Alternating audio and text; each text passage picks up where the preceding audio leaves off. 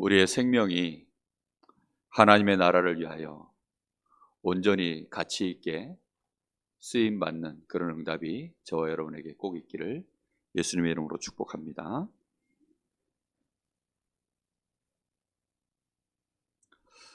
오늘 말씀 제목이 나라가 임하옵시며, 아마 좀 난해하다고 느낄 수도 있고 되게 막연하다 이렇게 느끼는 제목일 수 있습니다. 하나님의 나라가 이곳에 임하도록, 우리 가정에 또 내가 있는 곳에 하나님의 나라가 임하도록 그렇게 기도하라는 말입니다. 근데 이 말씀이 여러분에게 막연하면 사실은 기도 응답은 거의 못 받고 있다고 생각해도 딱 맞습니다. 우리가 하나님을 반드시 체험하고 하나님의 은혜를 누려야 하는데요, 그래서 중요한 부분이 뭐냐면 하나님을 체험하는 가장 첫 번째 길이 예수 믿는 것입니다. 예수를 믿는다고 했을 때에는 예수님이 누구신지 정확하게 알고, 다시 말하면 예수님이 그리스도임을 알고 예수님을 나의 구주로 영접한 상태에서 그 심령 속에, 여기 말씀에 본 것처럼 우리가 작년에 한 7월 달부터 한 8월 달부터 8가지 복에 대한 말씀을 나눴죠. 우리가 하나님을 정말로 믿는다라는 것은 우리의 심령으로부터 하나님을 올바르게 인정하는 것입니다. 나는 가난한 자입니다. 어떻게 가난한 자입니까? 하나님 없이는 나는 아무것도 아니라는 거죠. 하나님이 있어야 된다는 겁니다. 진짜 사랑에 빠져보면 그 연인 때문에 나라는 존재가 쥐락펴락 되어지는 일들을 혹시 여러분 겪어보신 적이 있습니까?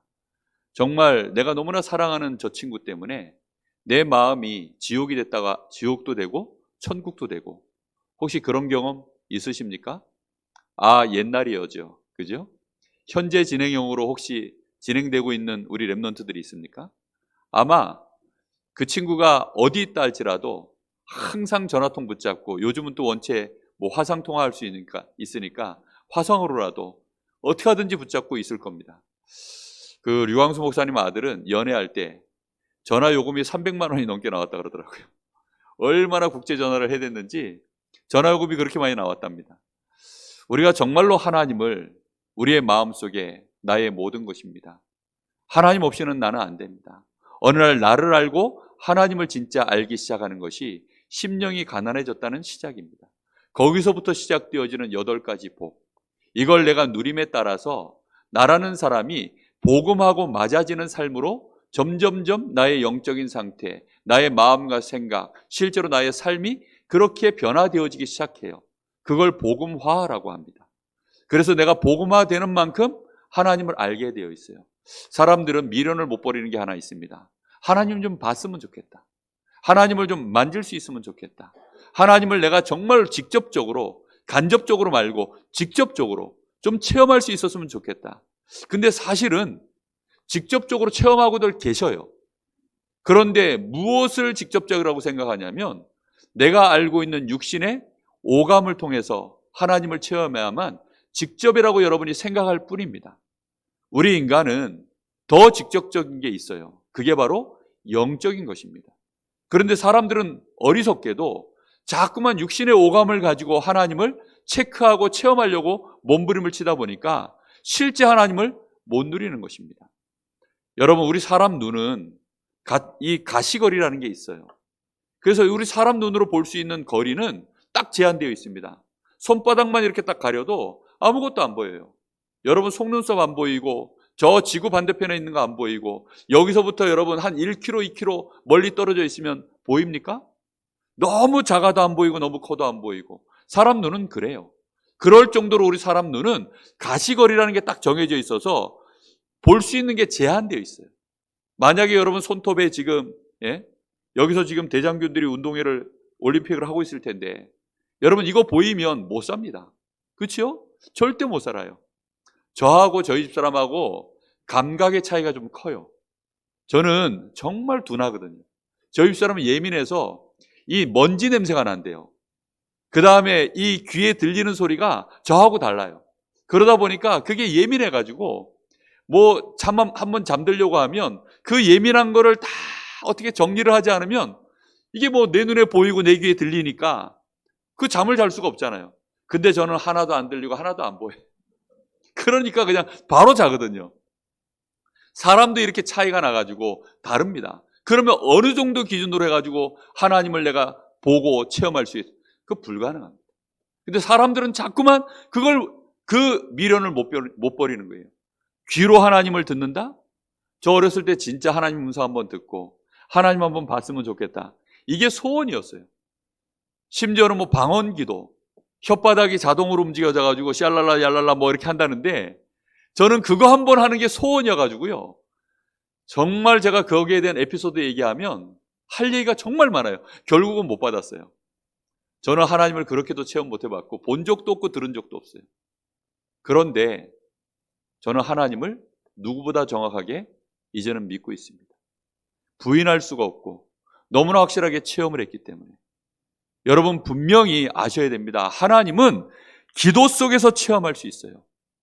하나님은 틀림없이 기도 속에서 체험하실 수 있는 분이십니다. 그런데 우리는 육신 중심으로 자꾸만 뭔가가 중심이 옮겨져 있기 때문에 조용한 곳에서 혼자 있는 시간에 정말로 골방에 들어가서 하나님 앞에서 나를 세우는 기도를 못하고 있기 때문에 응답받지 못하고 체험하지 못하는 것입니다.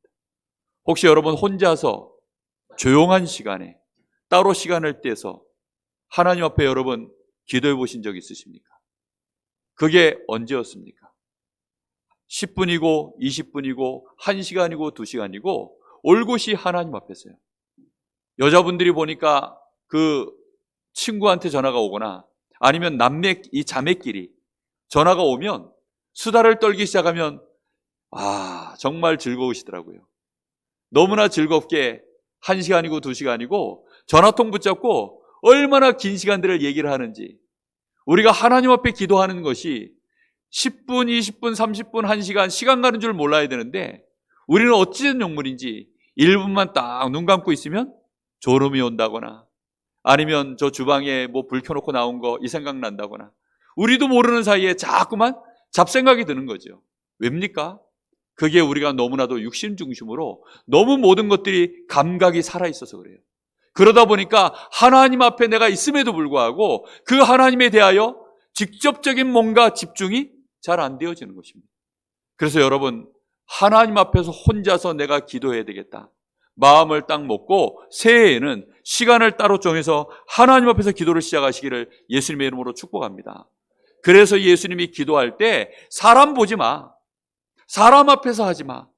차라리 은밀한 중에 보시는 하나님 앞에 네가 골방에 들어가서 기도하면 그때부터 하나님이 너에게 응답하시기 시작해. 여러분 사람 앞에서 하던 기도의 습관 때문에 응답이 지금까지 없었던 겁니다. 근데 만약에 여러분이 기도했는데 진짜 응답이 됐다. 그러면 여러분 어떨까요? 하나님이 내 기도를 진짜 들으셨구나. 하나님이 내 기도를 응답하시는구나. 여러분 급할 때 바쁠 때 이거 말고요. 평상시에 하나님은 누구시죠? 나의 아버지십니다. 하나님은 나의 사채업자가 아니에요. 하나님은 나의 의사가 아닙니다. 하나님은 나를 위하여 준비 중인 119가 아니에요. 하나님은 누구십니까? 나의 아버지세요. 나의 아버지. 제가 하루 일과를 마치고 집에 딱 문 열고 들어가면 현관문이 열리는 소리가 이제 들리죠. 그럼 현관문 앞에 바로 제 딸방이 있어요. 딸내미가 방 안에서 아버지? 아버지? 이렇게 불러요. 아빠 오셨냐는 거죠. 아버지 오셨어요? 이러면서 막 친근하게 부릅니다. 그러면 제가 문을 쓱 열고 딸내미 방에 들어가요. 들어가서 얼굴도 부비고 얼굴도 만져주고 뭐 이렇게 발도 이렇게 한 번씩 만져주고 이렇게 합니다. 그러면서 이제 애정 표현을 하는 거죠. 왜 그럴까요? 그게요 부모 자식 간의 관계 아닙니까? 우리가 하나님 앞에 서는 것이요 평안하고 기쁘고 감사하고 뭔가 모르게 마음에 여유가 있고 뭐 이유가 없어도 내가 하나님을 부르고 그런 시간들이요 행복하고 너무나 감사하고 그게 만족스럽고 이래야죠. 얼굴 탁 보고 있으면 딸내미 벌써 저 얼굴 탁 보고 있으면 저게 오늘 뭔가를 또 뭘 잘못했나 잘했나 뭐 이런 생각하면서요 막 서로 대화가 그렇게 가면요 기피 대상 1호가 됩니다. 아빠를 딱 보는데 기피 대상 1호가 돼요. 아빠 딱 들어오면 잘한 척 해버리고 그럴 거 아닙니까? 딸내미 불러봐야 모른 척하고 이미 잠든 척하면서 뭐 이래버리면 뭐 아무 할 대화가 없잖아요. 그런데 아빠가 들어오니까 아버지 얼마나 감사합니까? 딸내미 이러면서 화답하고 그게요 진정으로 우리가 하나님의 자녀된 그 중심 속에서 평안히 하나님을 바라보고 기도하는 진짜 치유이며 응답인 줄로 믿습니다. 여러분 그런 은혜가 내가 혼자 있는 시간에 하나님과 나 사이에서 응답으로 시작되어지는 것입니다. 이렇게 되어지면 어느 날 나에게요 내 삶에 진짜 나도 모르는 하나님 앞에 내가 구하지 않았던 것까지도 응답으로 오는 일들이 벌어져요. 그렇게 되어지면 우리는 당연히 증인으로 서는 것입니다. 그래서 우리가 기도할 수 있는 가장 중요한 내용으로 첫 번째 지난주에 얘기했죠. 이름이 거룩히 여김을 받으시오며. 하나님의 이름, 우리 아버지, 하늘에 계신 우리 아버지가 그 이름이 거룩히 여김을 받으시는 하나님은 진짜 창조주 하나님이십니다. 제가 심령이 가난한 자 이거 설명할 때 계속 얘기했던 내용이죠. 하나님은 창조자시다. 하나님은 그래서 우리하고 다르시다. 하나님이 우리의 근본이 되신다. 하나님이 나의 생명의 근본이요, 나의 능력의 근본이요, 지식의 근본이요, 내 삶의 모든 이유의 근본이 되신다. 그것을 고백하는 것이 심령이 가난한 자다. 그래서 심령이 가난해서 하나님을 부르기 시작하면 하나님은 나에게 은혜를 주시고 응답을 주시고 나를 위로하시고 온유케 하시고 나를 통하여서 하나님의 나라를 이루기까지 하나님의 역사를 이루시는 줄로 믿습니다. 하나님은 우상 같은 그 귀신 같은 그런 하나님이 절대 아니세요. 여러분 우상을 만들 때 다시 말하면 이제 뭐 절간에 만들지 않습니까? 뭐 이렇게 뭐 부처상을 만들고 그 다음에 뭐든지 이렇게 형상을 만들 거 아닙니까? 그럼 그걸 누가 만들죠? 그거 누가 만들어요? 그 신이 직접 만들어가지고 이게 나니까 이걸 이렇게 섬겨 이렇게 해가지고 거기다 하나 갖다 놓습니까? 아니죠. 누가 만들어요?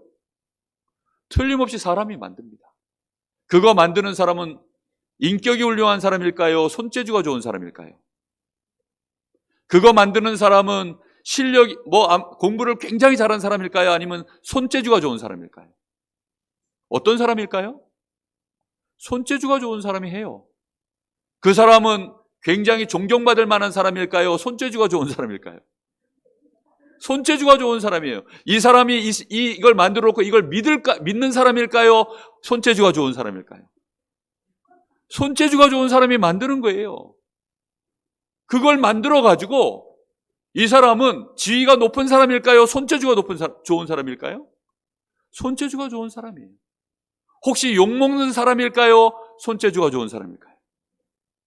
알 수가 없어요. 그런데 손재주가 좋은 사람이 그걸 만든 거예요. 그리고는 값에 따라서 거기다가 사이즈도 크게 작게 만들고 주문하는 사람이 여기다 금장을 입혀달라 하면 그 값에 따라서 금장도 입혀주고 그렇게 해서는 뭐 하죠? 거기다가 배달을 해서 세워주는 것입니다. 그럼 사람들이 이제 거기다가 국회의원도 와서 절을 하고 굉장히 유명한 사람도 와서 절을 하고 너무 중요한 이 문제를 놓고 또 와서 사람들은 거기다 와서 되게 해달라고 기도하고 복을 빌고 이거 만든 사람이 거기 서가지고 가만히 보고 있으면 무슨 느낌이 들까요? 나한테 절하는 느낌이 들 겁니다. 그렇죠? 그리고 또 반대로 아이고 저 멍청한 놈들 저거 내가 만든 건데 뭐한데 저기 와서 저걸 빌고 있나? 근데 이상하죠. 거기다 빌고 있으면 뭔가가 역사가 나요. 사단이 나긴 나는데 중요한 것은 그 집안에 이거 만든 사람의 집안의 자녀들에게 문제가 오고 거기다 대고 빌기 시작하는 사람들에게 문제가 오는 거예요. 그런데 하나님은 그런 곳에 갇혀 계시는 하나님이 아니시다 이 말입니다. 근데 사람들은 하나님을 그런 식으로 믿어요. 일주일에 한 번 교회에 하나님 면회하러 오십니까? 꼭 교회 와야 기도가 되시는 분들이 있어요. 아닙니다. 하나님의 이름은 거룩하시기 때문에 그 말인즉 어디든지 계시고 언제든지 계시고 항상 함께 하시고 모든 곳에 계시며 우리의 모든 것을 다 하시고 우리의 사정을 능히 해결하실 수 있는 분이십니다. 그런 하나님을 부르는 것이 그 이름을 거룩히 여긴다는 것입니다. 반드시 여러분과 함께 하시는 하나님, 그 절대 주권을 갖고 나와 함께 위드, 우리와 함께 임마누엘, 모든 것에 합력하여 손을 이루시는 원네스, 이걸 여러분이 마음에 인정하시면서 부르는 것이 그 이름을 거룩하게 여기는 것입니다. 여러분, 이 축복을 가지고 이제 여러분들이 정말로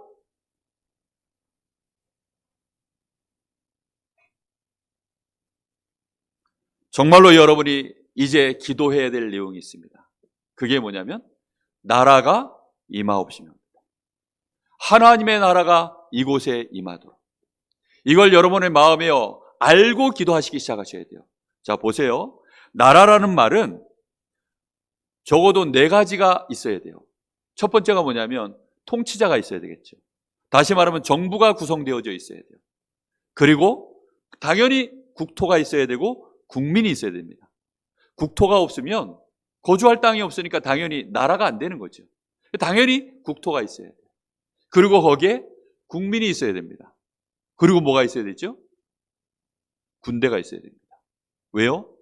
그 나라를 침공하는 외적으로부터 보호해야 되니까 반드시 군대가 있습니다. 그래서 어떤 나라든지 간에 우리가 237개 나라를 놓고 기도하고 있는데요, 237개 나라 중에 거기에 통치자가 없거나 정부가 없거나 국민이 없거나 영토가 없거나 군대가 없는 나라는 단 한 군데도 없습니다. 혹시 있거든 저에게 알려주시기를 바랍니다. 없어요. 그러면 하나님의 나라가 임한다는 말은 뭐죠? 하나님의 통치가 임하도록 만드는 것입니다. 그리고 내가 그 일에 쓰임받는 백성이 되어지고, 그리고 대적하고 있는 모든 흑암 권세가 실제로 무너지도록 하늘 군대가 동원되어지는 나의 이 가정, 내 현장이 되도록 만드는 것이, 그게 하나님의 나라가 임하는 것입니다. 무슨 말인지 이해됐습니까? 여러분의 집이 하나님의 나라가 임하는 현장, 영토가 되어져야 돼요.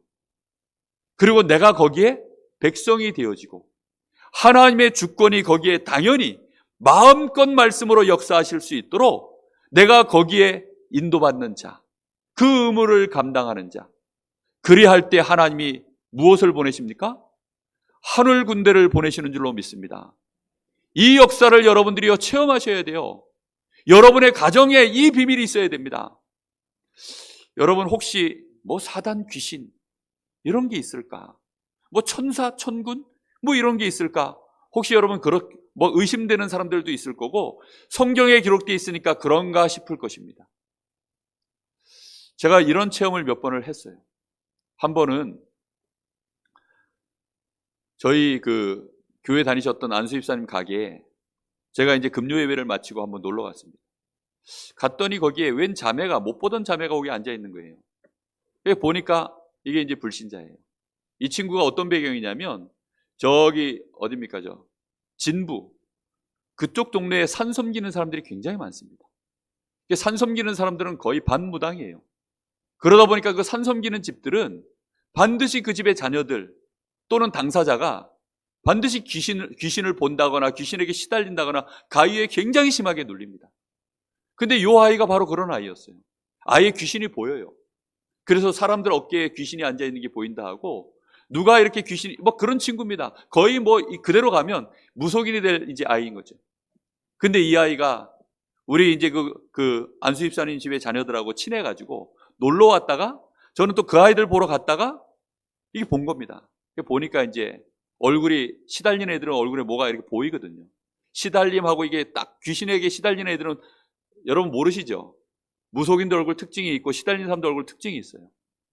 딱 시달리는 게 보이길래 한참 제가 예를 들어 웃긴 얘기들 한참을 해가지고 마음 문 열어놓고 갑자기 제가 한마디를 했습니다. 너 밤에 잘 자니? 혹시 밤에 귀신에게 시달리지 않냐? 얘가요 동공이 커지는 거예요. 그러더니만은 갑자기 그때부터 머리가 막 깨질 듯이 아프다 그러면서 저보고요, 더 이상 말하지 말아달라는 거예요. 그래서 제가 그 친구를 보고, 그러면 지금부터 내가 너를 위해서 3일 동안 기도하고 3일 뒤에 다시 만나자. 약속을 딱 정했어요. 그리고는 이제 온 겁니다. 그리고 3일 뒤에 다시 만났는데 이 친구가 예수님 복음 받고 예수님 영접하고 그 문제가 해결됐어요. 나중에 이 친구가 뭐라 그러냐면, 제가 그 가게문을 열고 딱 들어가는데 이 귀신이 귀에다 대고 얘기하더랍니다. 지금 들어오는 저 사람하고 절대 말 섞지 마. 저거 이 동네에 소문난 사기꾼이니까 절대로 말 섞지 마. 아니 이 귀신이요 이 자매 귀에다 대고 그렇게 얘기하더라는 겁니다. 그러면서 이제 자기가 막 웃긴 얘기할 때는 뭐 자기도 모르게 이제 홀려가지고 얘기를 듣다가, 제가 이제 너 밤에 시달리지 이 말 들어오는데요, 그때부터요 머리가 빠개질 듯이 아픈데 이 귀신이요 붙잡고 놔주질 않는 거죠. 여러분, 이런 일들이 여러분 지금 실제로 일어나고 있습니다. 김문호 집사님이 아산병원에 지금 암 전문의 아닙니까? 암 걸려서 오시는 분들 중에 시달리시는 분들이 생각보다 엄청나게 많으세요. 그런 사람들 중에 너무 심각한 사람들, 이 사람들은 평생 교회 한번 안 다닌 사람들입니다. 주로 집안에 무속인 배경이 있어요. 그러니면 얼마만큼 이 사람들은 교회하고는 상극이며 목사하고는 상극이겠습니까? 그런데도요 우리 김문호 집사님이 너무너무 무너져 있고 너무너무 시달리니까 우리 목사님 한번 만나봐라. 이래서 제가요 우리 김문호 집사님 때문에 그런 사람들을 몇 사람 만난 적이 있어요. 야, 집안에 무속인 배경이 반드시 있어요. 이 사람은 폭력으로 그냥 주문진에서 그렇게 그냥 폭력배로 조폭 생활을 그렇게 하시던 분이었어요. 그러니 집안에 그런 무속인이 없으면 그런 범죄자가 쉽게 나오지 않습니다. 여러분, 사람이 칼로 다른 사람을 찌른다? 여러분 상상만 해도 끔찍하지 않습니까? 여러분, 바늘 가지고 여러분 손가락 찌른다고 생각해 보세요. 다음 주에 바늘 다 가져오시기 바랍니다. 예. 이거 내가 내 손가락 찌른다고만 생각해도요 덜덜덜 떨리는데, 여러분 혹시 PCR 검사 받아보셨어요? 그거 가지고 콧구멍에 쑥 들어오기만 해도요 진짜 기분 찝찝합니다. 저는 그래도 콧구멍에 하나님의 은혜가 임하여서 이게 들어갔다 나와도 별 문제가 안 되더라고요. 그냥 뭐 들어갔다 나오기만 끝나요. 근데 김전도사는 보니까 이게 한 4시간 간대요. 이게 아프고 뭐 찝찝하고 뭐 이게 성가시고 이게 한 4시간 간다 그래요. 저는 들어갔다 나오면 끝인데, 이게요 여러분, 다른 사람을 칼 가지고 어떻게 한다? 이거 상상만 해도 끔찍한 일이죠. 그런데요 이걸 할 수 있다는 것은 귀신한테 붙잡히지 않고 불가능합니다. 이런 일들을 벌이고요, 배경을 살펴보면 반드시 무속인이 있어요. 이거는 귀신의 역사가 아니면 불가능한 일입니다. 저희 집안이요, 사실은 저희 할아버지 때 우상숭배가 극심했던 집안입니다. 이게 배가 있었던 집안이고 산이 있었던 집안이에요. 이러다 보니까 배 사업하니까 당연히 늘 뭐 이렇게 제사 지낼 거 아닙니까? 그 다음에 또 산이 있으니까 산에 가서 또 제사 지낼 거 아닙니까? 산 섬기고 바다 섬기고 이러다가요 집안에 우상 숭배하다가 집안이 폭삭 망했어요. 저희 할아버지 때 꽤 잘 살았다 그러더라고요. 저희 아버지 형제들이요 꽤 그래도 괜찮은 분들이 많았어요. 다 일찍 요절하고 재산 다 날아가고 뿐만 아니라 빚을 남겨놓고 집안이 거의 쑥대밭이 될 이런 위기까지 온 것입니다. 어느 날 정말로 기도하는 분이 한 분 들어왔어요. 저희 어머니가 이 집안에 들어와서 하나님 앞에 엎드려 기도하기 시작하시더라고요. 그런데 그 기도가 별것 아닌데 오히려 핍박받고 아무것도 아닌 것처럼 보이는데요 집안이 바뀌는 거예요. 하나님의 나라가 임한 줄로 믿습니다. 여러분, 이 축복을 여러분 절대로 놓치시면 안 돼요. 혹시 여러분들 중에 전보러 다니신 분들 있으시죠? 무속인들 만나가지고 여러분 혹시 뭐 전보고 뭐 혹시 굿하고 이런 분들 여러분들 중에도 있을 것입니다. 잘 되든가요? 자녀들이 풀리든가요? 나 자신에게 뭔가 문제가 진짜 해결되든가요? 절대 안 됩니다. 저는 어느 날 제가 결혼을 해서 보니까 저희 집사람은 예수를 정말 잘 믿는 사람이었어요. 근데 그 가문을 보니까 장인어른이 완전 불신자더라고요. 집안에 제사도 있어요. 그러다 보니까 제사를 지내고 뭐 뻔하지 않습니까? 그래서 제가 명절에 1년에 2번 이제 딱 고정적으로 하지 않습니까? 명절에 가면 갈 때 기도하고 또 갈 때 기도하고 올 때는 거의 안 하고 갈 때 기도하고 가서 이제 뭐 하냐? 그냥 가서 기도하는 겁니다. 그냥 뭐 사위가 처음에는 낯서니까 뭐 할 게 없잖아요. 그러니까 또 저는 또 뭐 이게 살갑지가 않아가지고 어른들을 상대하는 게 어려워요. 그러니까 장인어른 얼굴 보고 장모님 얼굴 보고 대충 인사하다가 옆에 대충 좀 앉아있다가 슬그머니 나 없어도 되겠다 싶으면 이제 방으로 쑥 들어갑니다. 또 저희 집사람 와가지고 당신은 처갓집 오는 게 그렇게 싫냐 이러면서 또 뭐 잔소리하고 그 와중에도 제가 뭐 했냐? 이 가정에 하나님 나라가 임하게 하옵소서. 이 가문에 하나님의 나라가 임하게 하옵소서. 하나님이 역사하셔서 이 집안에 제사가 없어지게 하시고 이 집안에 단명하는 이것이 끊어지게. 집안 어른들이 다 단명해요. 다 단명해서 남자들이 특히 나만 하질 않아요. 집안의 남자들이 이렇게 무너지기 시작하니까 이 저주재앙이 끊어질지어다 이러면서 예수 이름으로요 계속 기도. 어느 날 집안에 제사가 안 돼요. 그러더니 집안에 제사가 없어지고 저희 집 사람도 기도했겠죠. 어느 날 집안에 제사가 없어지고요. 점점점 이제는요 예수 믿는 자들이 나오기 시작하는데 우리 후대들이 이제는 하나님 앞에 나가서 예배하는 집안으로. 제가 몇 번 이 얘기를 했을 겁니다. 여러분 기도 말고는 하나님의 진짜 이 나라가 임하도록 여러분 기도하셔야 됩니다. 여러분 자녀가 있는 곳에 하나님의 나라가 임하도록 기도하셔야 됩니다. 하나님의 나라가 임한다는 말은 무슨 말이라고요? 하나님의 주권이 거기에 임하시는 겁니다.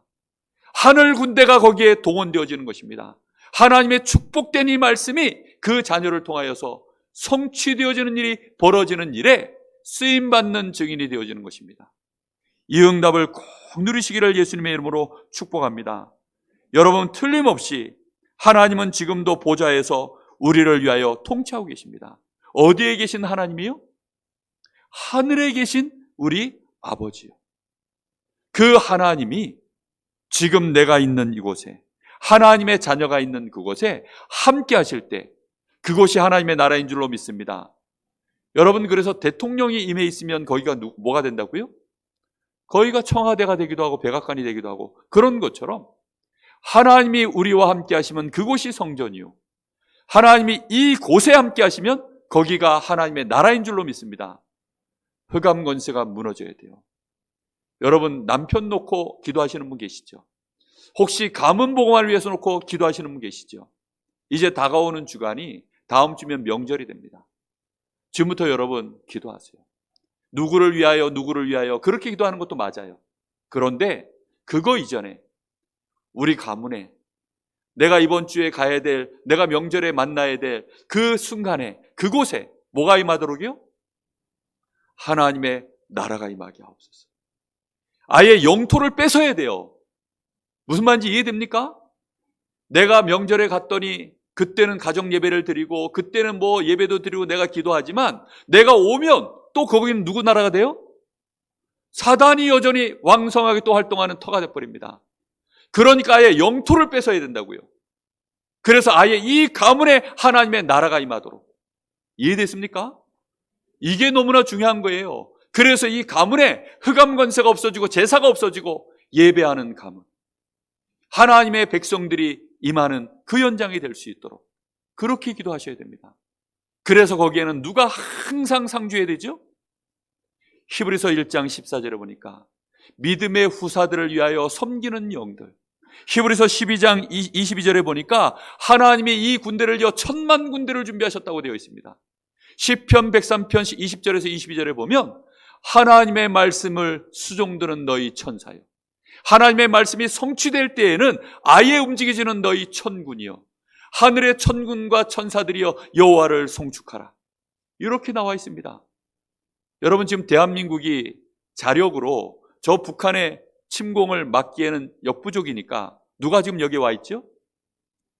주한미군이 상주해 있습니다. 군대가 여기에 상주해가지고 여기를 지금 지키고 있는 거예요. 그리고 우리 아들, 딸들이 지금 뭐 하고 있죠? 군대가 있어요. 우리 여기 지금 기도 제목에 우리 자녀들, 지금 랩런트들 군대가 있는 아이들 위해서 기도하잖아요. 그죠?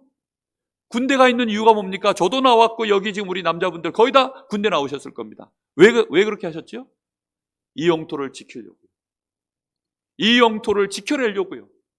하늘 군대가 거기에 상주할 수 있는 하나님의 자녀들이 거기서 예배하고 거기서 기도하고 이 일이 벌어지도록 여러분 기도하시기를 예수님의 이름으로 축복합니다. 하나님의 나라가 임해야 되는 거예요. 그래서 하나님의 나라가 임하도록 기도해야 될 이유가 창세기 3장 사건 이후에 에덴의 축복을 빼앗겨 버렸어요. 그때부터는 이 땅에 가시덤불과 엉겅퀴와 땀을 흘리고 수고할 수밖에 없는, 여전히 살아서 사단은 활동하고 있는, 네피림이 임해 있고 사단이 왕노릇하는 이 세상이 돼버렸기 때문입니다. 예수님이 직접 말씀하셨어요. 너희는 너희 아비 마귀에게서 났어요.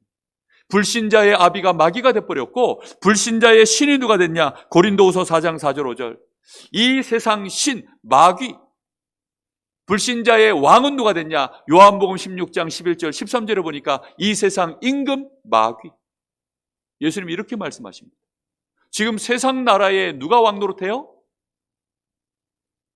일본 국왕도 아니고 대한민국 대통령도 아니고 각 나라마다 에베소서 6장 12절을 보니까 통치자들과 권세자들과 하늘에 있는 악한 영들과 이 어둠의 세상, 이 세상 모든 주관자들을 움직이는 자가 누구라고요?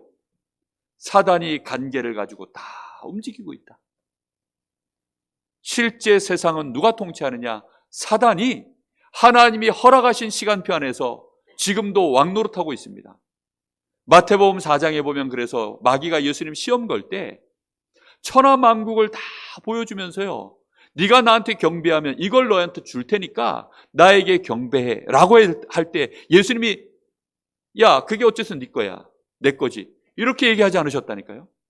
야 천하만국이 어째서 네 거야, 하나님 거지, 이렇게 말하지 않으셨어요.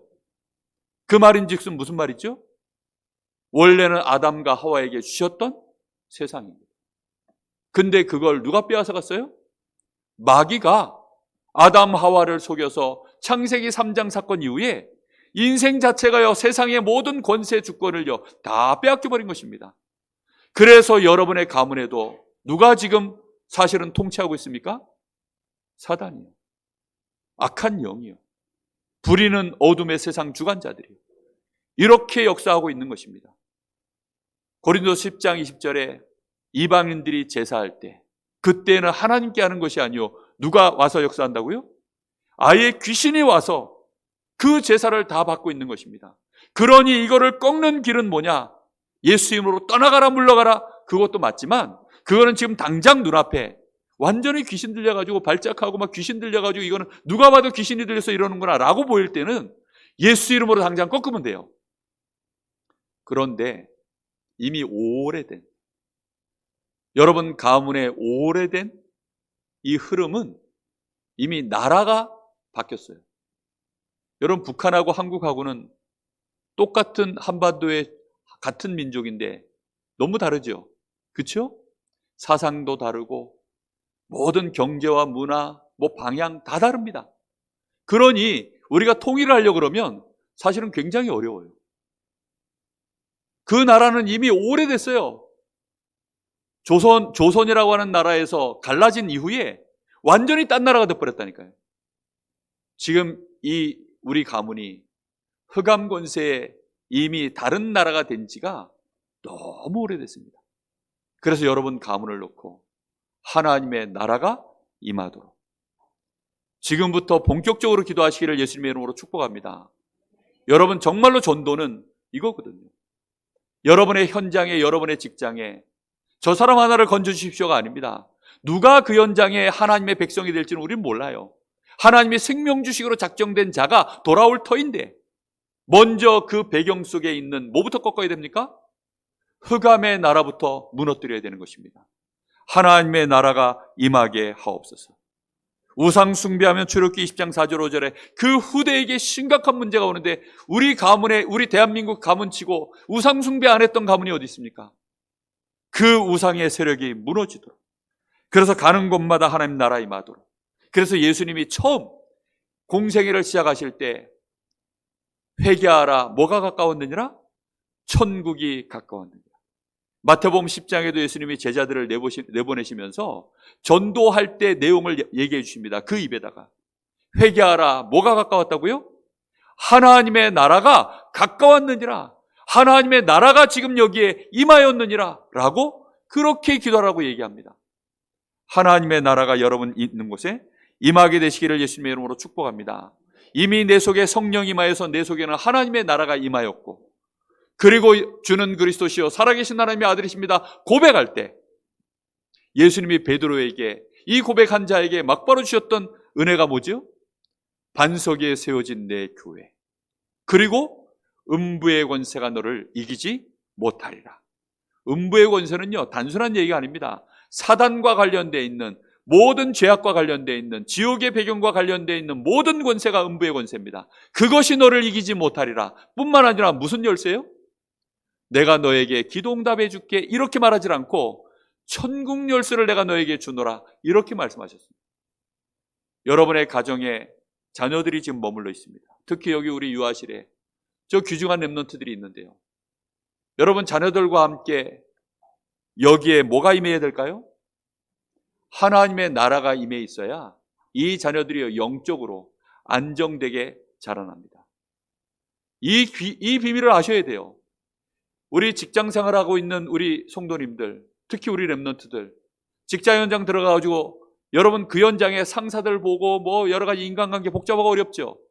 근데 거기에 하나님의 나라가 임해버리면 주권이 바뀌고 흐름이 바뀝니다. 정말로 바뀐다니까요. 이게 바뀌어버려요. 하나님의 나라가 임해버려야 됩니다. 저희 처가에 하나님의 나라가 딱 임하니까요, 제가 사위였는데 어느 순간인가 1위가 딱 되더라고요. 할렐루야.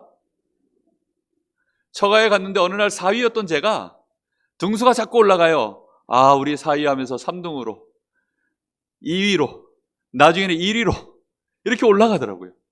무슨 말인지 지금 이해됩니까? 돈 많이 잘 버는 그런 가문의 애들이 많아요. 그런 결혼한 가정들이 있습니다. 근데 다 욕먹어요.